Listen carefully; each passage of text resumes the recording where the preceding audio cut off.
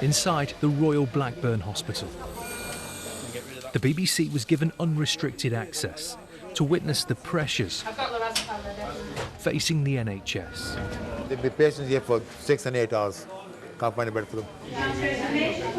Queuing for 5 hours in the corridor. It's not what you expect for a country like ours, is it really? We need to get some blood from you.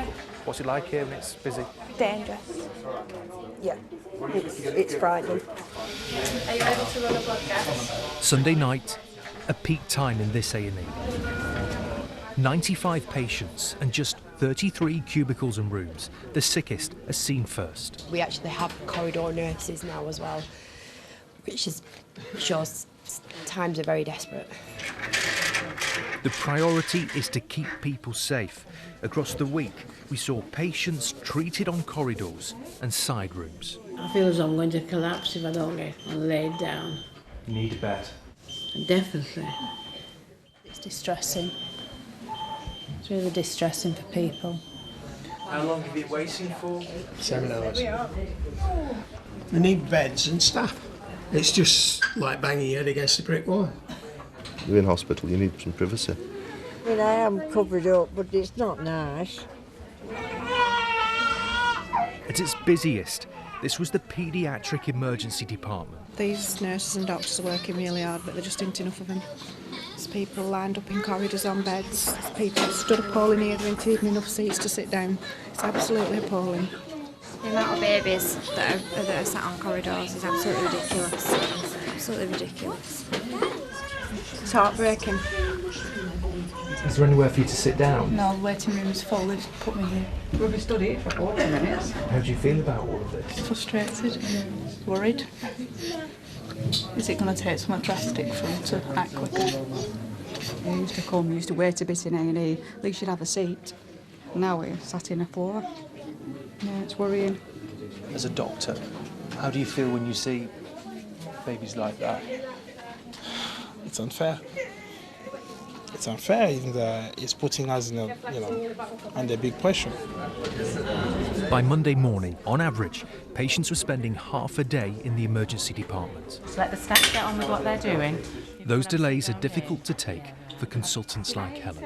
I left here at 11 o'clock one night, having referred him into the hospital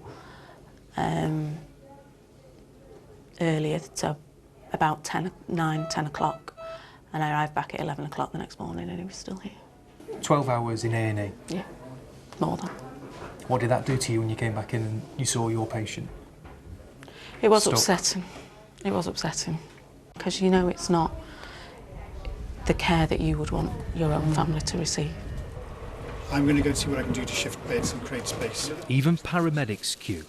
During our time here, the A&E only hit its 4-hour waiting target on one day. When you get 12 ambulances in an hour, you know, you're going to have queues like this, and as a team, we work exceptionally hard. Like, it's not that anything's going wrong, it's the sheer volume of people that come. There's only so much that we can do. Has the doctor been in? No. The demands of a modern A&E. More and more older patients arriving with complex acute conditions. And staff say there are increasing addiction and mental health problems. I can't send him home until he's been assessed by the mental health team. To deal with these growing pressures, the A&E has a frailty doctor, started having sciatica pain 2 days ago. So a GP, and dedicated alcohol and mental health nurses. We see up to 300 people a month, alcohol-dependent patients, most of them. We've got a gentleman who's been here 1,060 times. What's that doing to this hospital? Well, it's 1,060 ambulances, 1,060 attendances. Yeah, I mean, invoices. And then there's Chris. He's homeless, an alcoholic with mental health problems. For the last 3 months since I came out of prison, I've been sleeping in a toilet. In A&E? Well, in the main part of the building. For him, it looks like he's feeling safe here. He can talk to people, so in the morning he'll be fine. He'll walk out. Is that what A&E is for? This is not what A&E is for, but this is what we've been living in today's world. Facing these constant demands, nurses like Rachel and Laurie. Is this what you expected when you joined? Not to the extent. How we've had it the past 3 months, we've been risking our jobs because we've been working under such a pressure. We're coming in every night worrying about what's coming in. In the triage, it is just a trained nurse, and it's up to us to decide whether that patient is poorly, if we need a doctor to see them, or whether they can wait on What's a that like? corridor. What's that pressure like for both of you? Scary. Yeah, it is. It's hard. It's very hard. And many here wanted to talk openly. Mind the needle here. Dr. Hack is a consultant. He's worked in the NHS for more than 2 decades. Have you ever known it like this? No.